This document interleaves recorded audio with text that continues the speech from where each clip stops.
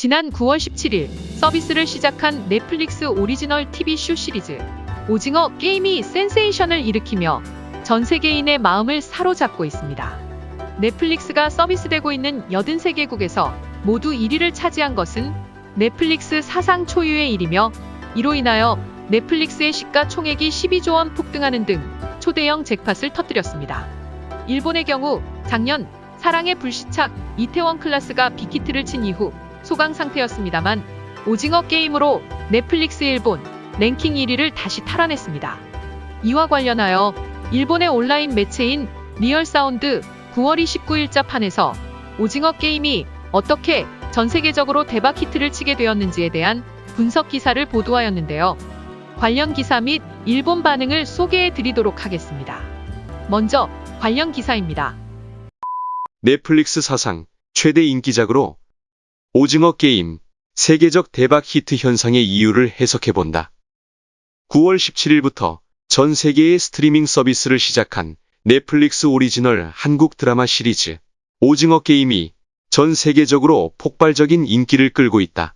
전송 데이터 사이트 플릭스페트롤의 9월 28일자 차트에 의하면 통계를 내고 있는 124개국 중 83개국에서 텔레비전 시리즈 부문 톱10에 올랐으며, 이 중 78개국에서 1위를 기록하고 있다. 9월 27일에 열린 미디어 업계 행사에서 넷플릭스의 테드 서렌도스 공동 CEO 겸 콘텐츠 최고 책임자는 오징어 게임이 넷플릭스 역사상 가장 인기 있는 콘텐츠가 될 가능성을 시사하며, 세계적인 인기는 예상 밖이었다고 말한 바가 있다. 세계적으로 한국 콘텐츠 인기는 계속 상승하고 있지만, 아시아 작품이 세계 랭킹 1위를 차지하고 미국에서도 일주일 이상 1위를 유지하고 있는 것은 매우 이례적이다. 과거 송중기 주연의 영화 스페이스 스위퍼스가 2021년 2월 5일 스트리밍 서비스 개시일부터 3일간 영화 부문 세계 랭킹 제1위를 기록했고, 일본 작품으로는 바람의 검심 마지막 장 더 파이널이 2021년 6월 스트리밍 서비스 개시 시에 최고인 세계 랭킹 4위를 기록한 적이 있을 뿐이다. 2019년 개봉한 봉준호 감독의 영화 기생충이 2020년 2월에 외국어 영화로서 처음으로 아카데미상 작품상을 수상한 이유, 그리고 이 오징어 게임이 대박 히트한 이유는 이문화 커뮤니케이션의 이론에 규명의 열쇠가 있을 것 같다. 버라이어티지의 감독 인터뷰 기사에 따르면 도가니와 수상한 그녀를 연출한 적이 있는 황동혁 감독은 2008년부터 이번 작품을 장편영화 기획으로 개발했다. 당시의 기획 메모에는 미국의 헝거게임, 일본의 배틀로얄, 미이케 타카시 감독의 신의 말씀대로가 쓰여져 있었으며, 만화판 배틀로얄, 카이타니 시노부의 만화 라이어 게임의 영향도 인정하고 있다. 자신의 영화에 아이디어를 가져오면서 게임을 어린이 놀이로 대체하고 어디에나 있는 인물을 주인공으로 함으로써 잔악한 서바이벌 게임의 주제인 자본주의 사회의 우화와 치열한 경쟁 사회를 부각시켰다. 그 이유에 대해서는 그들이 참가하는 게임은 매우 심플하고 알기 쉽다. 그래서 시청자들은 규칙 해석에 신경 쓸 필요 없이 등장인물들의 갈등에 집중할 수 있다고 말한다. 상금 456억 원을 걸고 파스텔 컬러로 만들어진 꿈나라 같은 곳에서 클래식 음악이 흐르는 가운데 어린이 놀이로 사투를 벌이는 이유 있는 어른들. 한국에서 무궁화 꽃이 피었습니다는 일본에서는 달마 인형이 넘어졌다. 영어권에서는 레드 라이트, 그린 라이트로 불리우는데 세계 각국에 비슷한 놀이가 있다. 제1화는 한국 로컬 게임인 오징어 게임의 설명을 가볍게 해놓고도 막판에는 시각적으로 쉽게 이해할 수 있는 무궁화 꽃이 피었습니다로 생사를 건 게임을 진행한다. 심플하고 잔인한 전개로 이야기의 설정 세계에 쉽게 파고들 수 있다. 컨셉을 심플하게 다듬는데 크게 기여한 것이 테마의 깊이를 더하기 위해 심사숙고된 프로덕션 디자인이다. 프로덕션 디자이너는 오징어 게임에 숨겨진 의도를 시청자에게 스스로 생각하게 하는 분위기를 목표로 세트 디자인을 설계했다고 한다. 무대 장치로 꾸며진 풍경에 우뚝 서서 무궁화 꽃이 피었습니다를 관장하는 기묘한 인형, 흡사, 웨스 앤더슨의 영화 같은 파스텔 컬러의 세트, 인간의 기만과 업이 드러나며 구슬놀이의 무대가 되는 향수의 거리 풍경이 모두 강렬하다. 비주얼 컨셉은 시청자들이 드라마의 세계로 몰입하는데 한 몫을 할 뿐만 아니라 중요한 역할을 담당한다.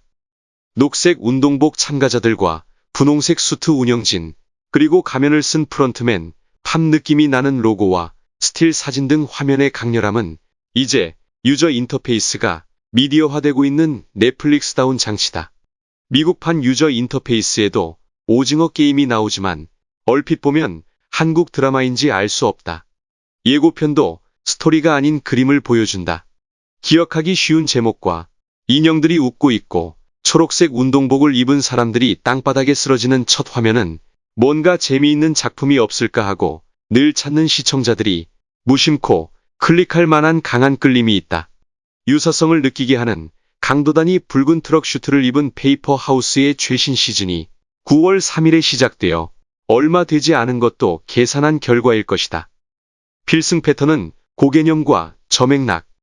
고개념이면서도 그 이상의 설명과 기초지식이 필요 없는 저맥락의 조합은 세계를 향한 콘텐츠의 필승 이론이다.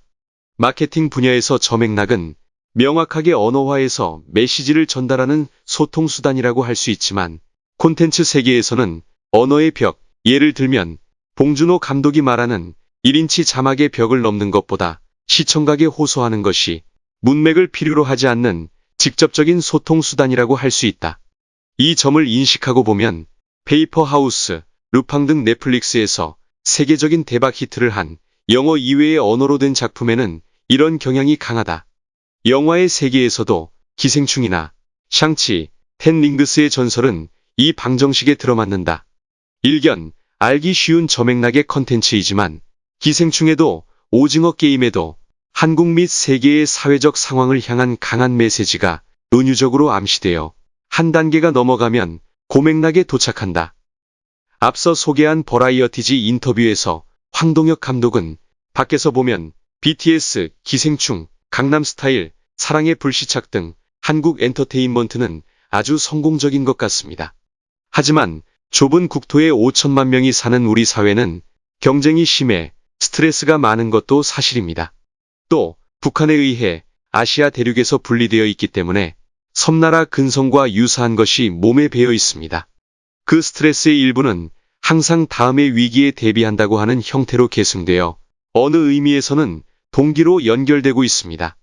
그리고 이런 경쟁에는 부작용도 있습니다라고 말했다. 버라이어티지 기자는 오징어 게임 상금 456억 원과 넷플릭스가 올해 한국 콘텐츠에 투자한 5억 달러, 약 5,880억 원을 병기해 국내에서 치열한 콘텐츠 경쟁을 만들어내고 있는 외자 세력을 게임 주모자에 비유한다. 한편 넷플릭스 한국은 457번째 참가자입니다라며 초록색 추리닝을 입은 리드 헤이스팅스 CEO의 사진을 SNS에 올리고 있다. SNS를 가지고 놀기 좋은 것도 고개념 저맥락 콘텐츠의 특징이다. 미국의 리뷰 모음 사이트 로튼 토마토에 올라온 시청자들의 리뷰에는 배우진의 연기를 칭찬하는 것이 많다. 출연진 중 인상 깊은 새벽 역의 정호영은 연기에 첫 도전한 톰 모델로 40만 명이었던 인스타그램의 팔로워 수가 지난달 스트리밍 서비스 시작 후 몇 배로 급증했다. 이런 흐름은 마치 영화 기생충의 출연자가 앙상블 연기로 평가를 받아 작품상을 수상한 전미 영화배우 조합상을 거쳐 오스카상 수상까지 정상에 오른 궤적과 중복된다. 언어의 벽을 넘어 연기가 평가되는 것은 시청각으로 진술을 전하는 저맥락이 성공했다는 증거다. 어디까지나 작품이 히트한 다음에 부차적인 것이지만 오는 10월 31일의 할로윈 축제의 분장에 딱 어울리는 것도 구미에서는 히트작의 비결이 된다. 분장이야말로 불필요한 해명을 필요로 하지 않는 고개념, 저맥락이어야만 한다. 맥락의 차이를 의식하고 상호이해를 높이는 방안은 다국적 기업이나 해외 비즈니스를 전개할 때 이용된다. 한마디로 미국이나 호주, 네덜란드, 독일 등은 심플하고 명확하며 액면 그대로의 메시지를 송수신하는 저맥락 소통. 일본, 한국을 포함한 아시아 중동은 섬세하고 다층적으로 분위기를 읽는 고맥락의 소통이라고 불리운다. 스페인, 프랑스 등 서유럽, 멕시코, 브라질 등 남미는 그 중간점이다. 맥락의 차이는 언어 특성이나 역사의 길이 등과 연관이 있다고 한다. 넷플릭스의 헤이스팅스 CEO의 노 룰스, 세계 제1의 자유스런 회사 넷플릭스의 공동 저술자이며 인시아드 개건 교수인 에린 메이어의 저서 이 문화 이해력의 머릿말에는 고맥락 국가의 문화를 저맥락의 문화를 가진 사람들에게 전달하기 위한 비법이 간결하게 표현되어 있다. 눈은 둘, 귀는 둘, 그래도 입은 하나. 그 숫자에 대응하여 사용하세요. 이것은 그녀가 주최하는 이문화 적응 프로그램에서 강사로 초빙한 중국 전문가의 어머니의 말로 문맥이 상이한 사람들에게 얘기를 할 때는 상대를 잘 보고, 잘 듣고, 그리고 발언하라고 했다. 이 격언을 콘텐츠의 세계 전략에 빗대어 곱씹어보면 우선 눈으로 보이는 것, 비주얼, 귀로 들리는 것, 음악이나 음향으로 전달하고 그리고 저맥락의 소통을 의식해서 명확하게 입, 대사나 나레이션으로 전달하는 것이다. 이것이 넷플릭스가 세계로 송출하는 로컬 컨텐츠 전략이라면 들어맞는 히트작이 많이 있다. 고개념의 프로덕션 디자인, 눈길을 끄는 키 비주얼, 누구나 익숙한 음악을 많이 쓴 사운드 트랙, 쉬운 개념을 문맥 이해가 필요 없는 방법으로 전달하기 때문에 한 걸음 들여놓게 되면 복잡하지만 맛깔스러운 세계가 기다린다. 오징어 게임은 2021년 최신판의 이문화 소통을 추구한 결과로 나타나는 세계적 대박 히트작으로 해석할 수가 있을 것이다. 이어서 일본 반응입니다. 궁극의 선택을 받게 되었을 때 도대체 어떤 걸 취할까요? 이 수수께끼 조직의 존재도 꽤 빈틈투성이인데 그만 끌려 들어갔어요. 공유와 이병헌이 출연해서 깜짝 놀랐어. 요즘 세계의 중심에는 한국이 있는 것 같아요. 경제, 문화, 군사력, 코로나 대책 등 훌륭해. 일본은 이미 졌어. 잔인한 건 틀림없지만 재미있었어요. 모방이지만 일본과는 배우의 격이 완전히 달라요. 조연 포함해서. 오징어 게임 재밌어요. 설정은 데자뷰지만 한국 드라마는 역시나예요. 뭐랄까, 한국 배우들의 연기 수준이 일본과는 완전 차이가 난다. 똑같은 내용으로 일본 배우가 연기를 한다면 이렇게까지 히트를 치진 않을 것 같다. 단번에 빨려 들어가는 현장감은 배우나 연출의 차이가 현저하기 때문이겠지. 이상 끝까지 시청해주셔서 감사합니다. Goodbye.